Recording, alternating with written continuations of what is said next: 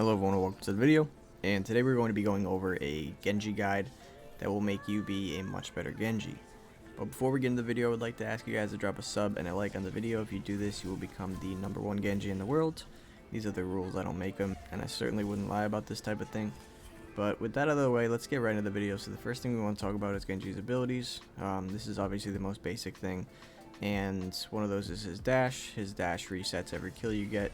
I'm sure most of you already know this, but it's great for chaining together kills, as well as his reflect only works if you are facing the damage that is coming into you, so you want to make sure you are looking at whatever direction you're getting damaged from, and this does deflect most things. And then obviously Genji's ult is his blade, and it's one of the best ults in the game. So the first tip I can give you guys for Genji is getting your sensitivity right. If you want to be a good Genji, you do have to play on a high sensitivity. I currently play on 800 DPI and my sensitivity is, I believe, 8 on Genji.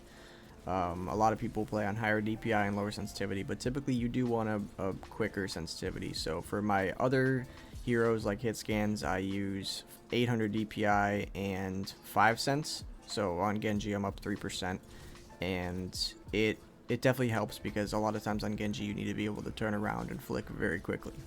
So now I'm going to be showing you guys how you can practice Genji, because there is a combo that you want to use for Genji that you want to get very good at.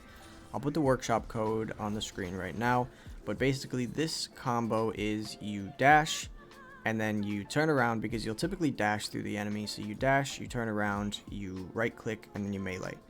And this will do massive amounts of damage very quickly, and you'll be able to almost one-shot squishies. And this is very important for being good at Genji. You definitely want to practice this. So like I said, use this code, jump in this workshop. I literally do this all the time. I've been practicing non-stop trying to get my 180s perfectly so that I can turn around, right click, and melee and do it almost perfectly every time. You do want to be relatively quick for this, and this is why you kind of want a high sense, but also you want to kind of take your time with it, because you want to make sure that you are hitting your right click. So when you're practicing, just make sure you're doing it fast, but not too fast where you're not accurate. You want to be accurate more than anything, because obviously if you're missing, it doesn't matter. But this is literally one of the most important things you can do on Genji. A lot of Genji is muscle memory, and it's something that only comes with practice. But I promise you guys, if you go into this custom game and you practice every day, you'll get the hang of it. Your combo will be amazing, and you'll be able to be a much more effective Genji. And in this custom game, you could also work on your blades. You can do nano blades as well as normal blades, and this is nice because sometimes it's difficult when you get one kill to move to the next kill and be able to do it quickly, so you can make the bots move around and stuff. But overall, this custom game has been very, very helpful for me. It's probably been the most important thing in improving my game on Genji.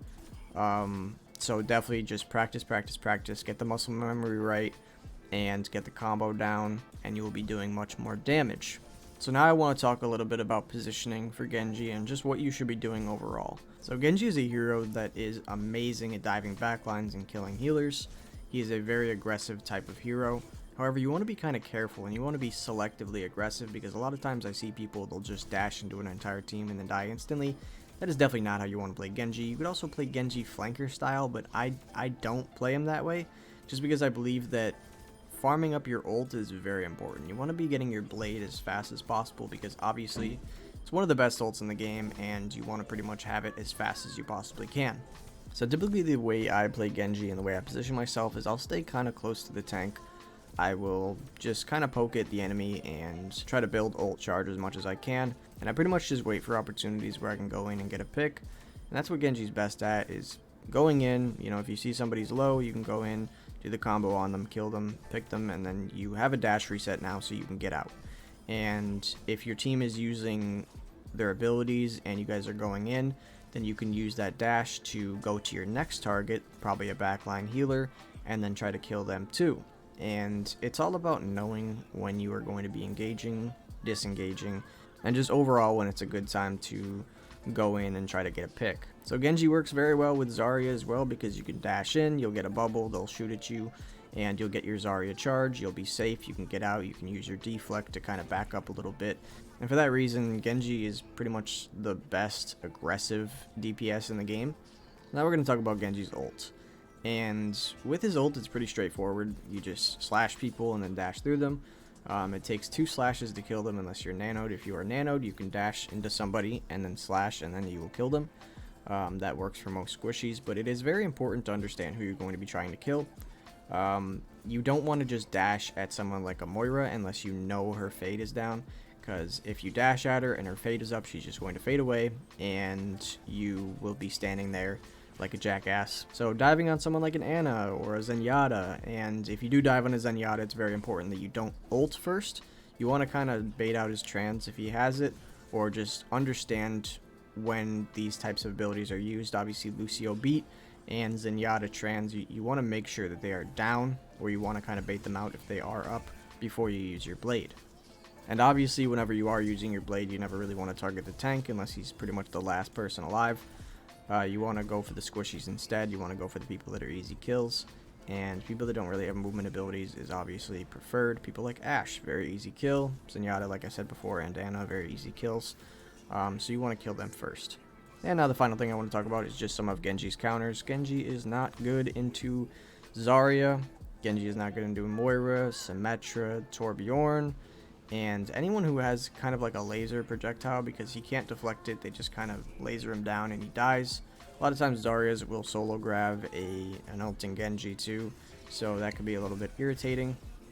Winston also counters Genji, and it's important to know your counters because sometimes Genji just isn't the pick. If their entire team comp is centered around countering you, it's probably just time to switch off.